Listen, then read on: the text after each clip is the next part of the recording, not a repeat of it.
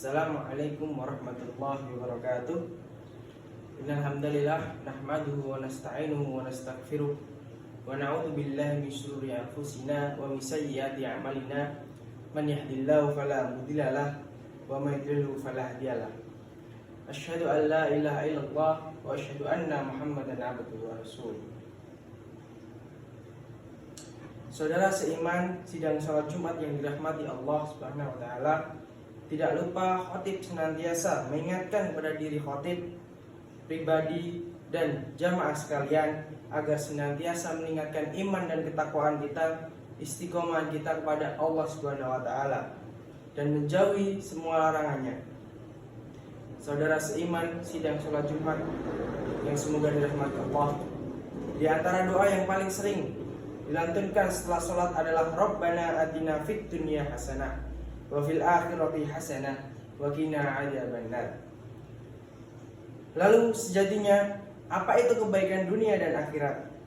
Marilah sejenak kita mentadabburi hadis Nabi sallallahu alaihi wasallam yang tadi kita dengar di awal khutbah. Arba'u man u'tiyahunna faqad u'tiya khairat dunya wal akhirah. Qalban syakiran wa lisanan dzakiran wa badanan 'alal bala'i sabiran wa zaujatan tabghihi khaunan fi nafsiha wa la malihi. Yang berarti ada 4 perkara, barang siapa yang mendapatkannya maka berarti ia telah dianugerahi kebaikan di dunia dan akhirat. Yang pertama, orang yang mempunyai hati yang bersyukur. Yang kedua, orang yang lisannya selalu berzikir. Yang ketiga, orang yang selalu bersabar ketika mendapatkan bala atau musibah. Yang keempat, orang yang mempunyai istri solihah yang tak berkhianat pada dirinya dan harta suaminya. Hadis ini diriwayatkan oleh Imam At-Tabrani dalam kitabnya Al-Mu'jam Al-Awsat, hadis nomor 7212. Meskipun ada sebagian ulama yang menilai hadis ini dhaif, namun secara makna ada banyak hadis yang menguatkan kebenaran makna yang terkandung dalam hadis ini. Melalui hadis di atas, baginda Nabi Shallallahu Alaihi Wasallam mengajarkan umatnya tentang 4 kebaikan yang mutu dan kualitasnya meliputi dunia dan akhirat. Apa saja keempat kebaikan tersebut? Yang pertama yakni hati yang bersyukur. Kebaikan dunia akhirat itu terletak pada hati yang bersyukur. Hati yang bersyukur itu sejatinya hati yang bagaimana? Hati yang bersyukur itu ialah hati yang senang melihat orang lain senang, susah melihat orang lain susah. Hati yang tahu cara berterima kasih kepada Allah Subhanahu wa taala dan orang yang berjasa kepada kita. Kemudian hati yang lapang menerima kebaikan dan kebenaran. Hati yang bersyukur itu bukan hati yang penuh dengan penyakit dan keburukan seperti iri, dengki, prasangka buruk dan lain sebagainya. Bayangkan jika hati kita dipenuhi oleh penyakit-penyakit kronis ini, bukankah akan banyak pintu-pintu kebaikan dunia dan akhirat yang tertutup karenanya, dan pintu-pintu dosa akan terbuka lebar dengannya. Kemudian yang kedua adalah lisan yang senantiasa berzikir. Saudara seiman, sidang sholat Jumat yang dirahmati Allah, kebaikan dunia akhirat itu ada pada lisan yang senantiasa berzikir. Lisan yang manakah? Lisan yang senantiasa terikat selalu basah dan berzikir pada menyebut nama Allah Subhanahu wa taala. Sebut bukan sekedar menyebut saja, akan tetapi juga ucapan dari mulut dan lisan hanyalah ucapan yang Allah cintai.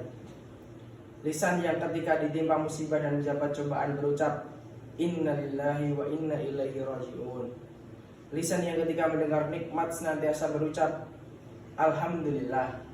Lisan yang ketika melihat sesuatu yang buruk berucap na'udzubillahi min dzalik.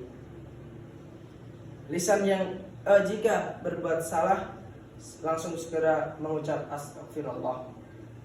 Dan lisan yang ketika mendapat sesuatu yang menakjubkan berucap subhanallah wa tabarakallah. Bukan lisan yang senantiasa mencela, menghina, memaki dan membaca aib-aib orang lain. Bukan lisan yang suka menghina dengan sebutan binatang, bukan pula lisan yang terbiasa melukai hati dan perasaan orang lain. Bukankah baginda Nabi pernah berpesan kepada kita sebagai orang muslim? Orang muslim itu jadinya ialah orang yang merasa selamat dari gangguan lisan dan tangannya, dan di antara orang-orang yang berat siksanya di akhirat adalah orang-orang yang takut akan keburukan yang ada pada dirinya, baik buruk lisannya atau perbuatannya. Kemudian yang ketiga ada jiwa yang sabar menghadapi ujian. Saudara seiman sidang sholat Jumat yang dirahmati Allah, kebaikan dunia akhirat itu ada pada jiwa yang sabar dan tegar menghadapi ujian. Ujian itu adalah sunatullah. Setiap makhluk pasti akan diuji, entah itu kecil, entah besar. Yang menjadi pembeda adalah sikap tatkala menerima ujian tersebut. Apakah kita sabar atau malah sebaliknya, mencaci maki ketentuan Allah, tidak menerima keputusan Allah, bahkan waliyadu billah sampai menyalahkan kehendak Allah Subhanahu wa taala. Jika berkaitan dengan sabar ini, alangkah baiknya kita belajar pada makhluk kecil ciptaan Allah, yaitu kelapa. Bagaimana ia menjalani hidup dengan penuh ujian. Sejak awal tumbuh masih menjadi putik, akan diuji dengan gangguan tupai, musang, kumbang, dan binatang-binatang lainnya. Setelah lulus dari ujian ini, ia akan diuji rasa tahan bantingnya tatkala diambil oleh penyantap. Bukankah seorang mengambil kelapa umumnya akan dilemparkan atau dijatuhkan dari atas pohonnya? Bayangkan jika ia jatuh di atas tanah yang keras, akan terkelupas kulitnya. Jika ia jatuh di tanah yang berlumpur, umumnya orang akan mengambilnya dengan menancapkan parang atau benda tajam lainnya untuk mengambilnya. Ujian terus berlanjut. Ketika ia dibawa ke rumah, kulitnya akan dikelupas, dagingnya akan diparut menjadi santan. Setelah menjadi santan, ia diuji dengan air panas menggelegak guna kepentingan lauk pauk dan penyedap rasa manusia. Lalu dimasukkan daging ayam, telur, daging sapi, dan lainnya.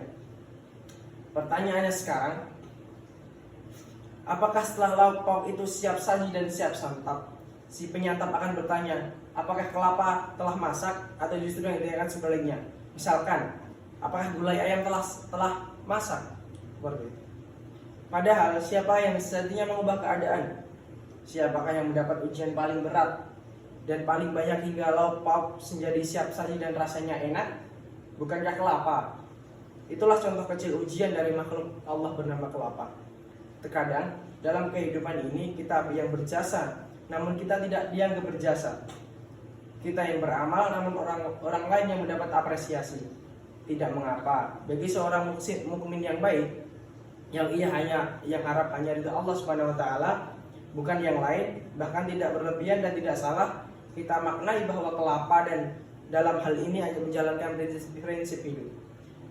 Sebaik-baik makhluk adalah yang bertakwa dan senantiasa menyembunyikan kebaikannya. Mereka yang apabila hadir terkadang tidak dikenal oleh yang lain, dan apabila pergi merasa tidak kehilangan. Dirinya seakan-akan asing di dunia, namun langit menyebut kebaikan-kebaikannya. Kemudian yang terakhir atau yang keempat, yaitu pasangan hidup yang soleh. Saudara seiman sidang sholat Jumat rahimahumullah. Keempat, kebaikan dunia dan akhirat itu adalah pasangan hidup yang baik, yang soleh dan solehah. Memiliki pasangan hidup seperti ini tentulah memiliki kebahagiaan tersendiri. Sebab setiap laki-laki bisa menjadi suami, sebagaimana setiap perempuan bisa menjadi istri. Namun tidak semua suami dan istri bisa menjadi pendamping hidup yang baik. Bukankah dalam Al-Quran ada kisah suami dan istri? Ada kisah suami yang soleh, bahkan menyandang status sebagai pembawa risalah. Namun istrinya justru menjadi penentang dan berada dalam barisan kaum ingkar. Sebut saja Nabi Lut dan istrinya, atau Nabi Nuh dengan istrinya. Selain itu juga ada suami yang begitu nyata kekafirannya terhadap Allah Subhanahu wa taala, namun istrinya menjadi salah satu wanita terbaik. Dialah Siti Aisyah, istri Fir'aun. Atau yang lebih parah daripada itu, suami dan istri yang bersekongkol menjadi penentang dakwah Nabi, bahkan menjadi musuh utama dalam lisan atau perbuatannya. Sebut saja Abu Lahab dan istrinya. Bagaimana pula Allah memberi pelajaran kepada kita melalui firman-Nya dengan gambaran pasangan hidup yang sama-sama baik. pasangan suami istri yang berjalan searah tujuan, tolong menolong dalam kebaikan, sabar dan taat dalam menjalankan semua perintah dan menjauhi larangan Allah Subhanahu wa taala, seperti Nabi Muhammad sallallahu alaihi wasallam beserta para ummahatul Nabi Ibrahim dan Siti Sarah, juga Siti Hajar dan lainnya. Demikianlah penjelasan singkat tadabbur hadis tentang 4 kebaikan dunia dan akhirat. Dengan memohon pertolongan Allah Subhanahu wa taala, semoga kita termasuk orang-orang yang dianugerahi oleh Allah Subhanahu wa taala untuk memilikinya. Amin ya rabbal alamin. Barakallahu li wa lakum fil Qur'anil azim wa nafa'ani wa iyyakum bil ayati wa dzikril hakim.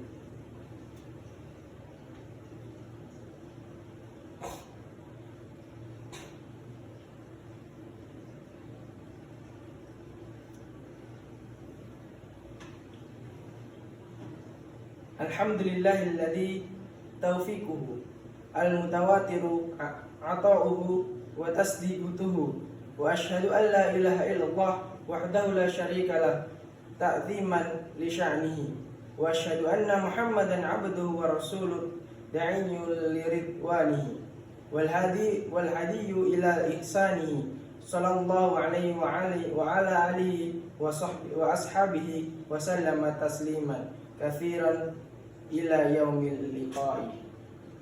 Ya ayyuhalladzina amanu taqullaha haqqa tuqatih wa la tamutunna illa wa antum muslimun. Allahumma shalli ala sayyidina Muhammad wa ala alihi wa sahbihi wa man tabi'ahu hudahu. Amma ba'du.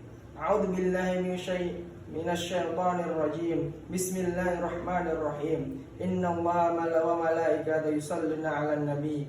Ya ayyuhalladzina amanu sallu 'alaihi wa sallimu taslima. Allahumma salli ala sayyidina Muhammadin wa ala ali sayyidina Muhammadin kama sallaita ala sayyidi Ibrahim wa ala ali sayyidina Ibrahim wa barik ala sayyidina Muhammad wa ala ali sayyidina Muhammad kama barakta ala sayyidina Ibrahim wa ala ali sayyidina Ibrahim innaka Hamidum Majid.